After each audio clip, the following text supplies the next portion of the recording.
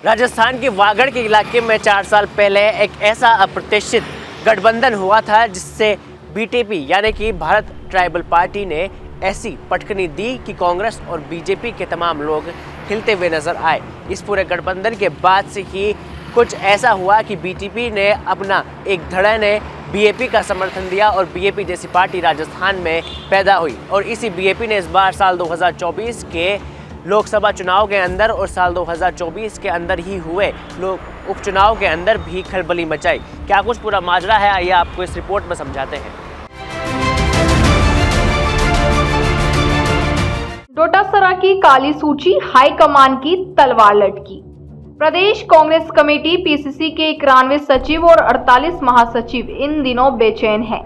वजह है डोटासरा की वह ब्लैकलिस्ट जो उन्होंने दिल्ली में आलाकमान को भेजी है।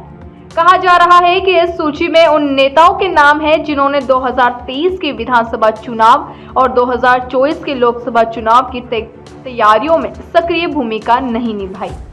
सूत्रों का कहना है कि 23 नवंबर को नतीजे आने के तुरंत बाद एआईसीसी यानी ऑल इंडिया कांग्रेस कमेटी इन नेताओं को पार्टी से बाहर का रास्ता दिखा सकती है। कांग्रेस का यह कदम पार्टी के अंदरूनी सियासी समीकरणों को पूरी तरीके से हिला सकता है। चांदना ने पहले ही दी थी चेतावनी। राजस्थान कांग्रेस के पूर्व मंत्री और पार्टी के आक्रामक नेता अशोक चांदना ने इस तूफान के संकेत पहले ही दे दिए थे।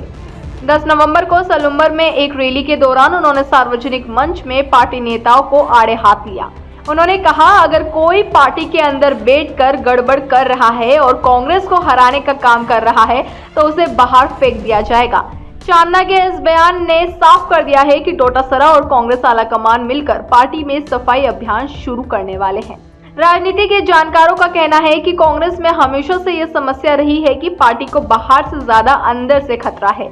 खुद चांदना ने कहा था कि देश में कहा जाता है कि कांग्रेस को कांग्रेस ही हरा सकती है, बीजेपी नहीं। डोटासरा के नेतृत्व में इस बार पार्टी इसी कहावत को बदलने की कोशिश कर रही है। कांग्रेस के इस अंदरूनी सियासी अभियान को लेकर विपक्ष भी चुटकी लेने से पीछे नहीं हट रहा। बीजेपी ने इसे कांग्रेस के अंदर चल रही दरबारी राजनीति का उदाहरण बताया है। वहीं भारत आदिवासी पार्टी और अन्य क्षेत्रीय पार्टियां इस घटना को कांग्रेस की कमजोर संगठन क्षमता का सबूत मान रही है। क्या राजस्थान कांग्रेस में सर्जिकल स्ट्राइक होगी? 23 नवंबर को उपचुनाव के नतीजे के बाद डोटासरा और कांग्रेस आलाकमान का अगला कदम क्या होगा, यह देखना दिलचस्प होगा। लेकिन इतना तय है कि जो नेता पार्टी के अंदर मैदान में नहीं उतरे, उनके खिलाफ यह सियासी ऑपरेशन कांग्रेस के संगठन को मजबूत करने की कोशिश का हिस्सा है। अब सवाल यह है कि कांग्रेस का यह आंतरिक सर्जिकल स्ट्राइक पार्टी को संवारने में मदद करेगा या फिर यह अंदरूनी कलह को और बढ़ाएगा।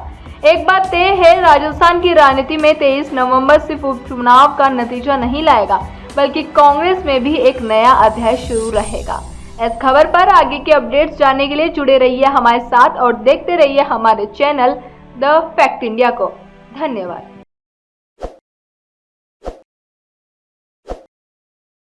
ताज़ा खबरों के लिए विजिट करें द फैक्ट इंडिया की वेबसाइट और डाउनलोड करें द फैक्ट इंडिया ऐप।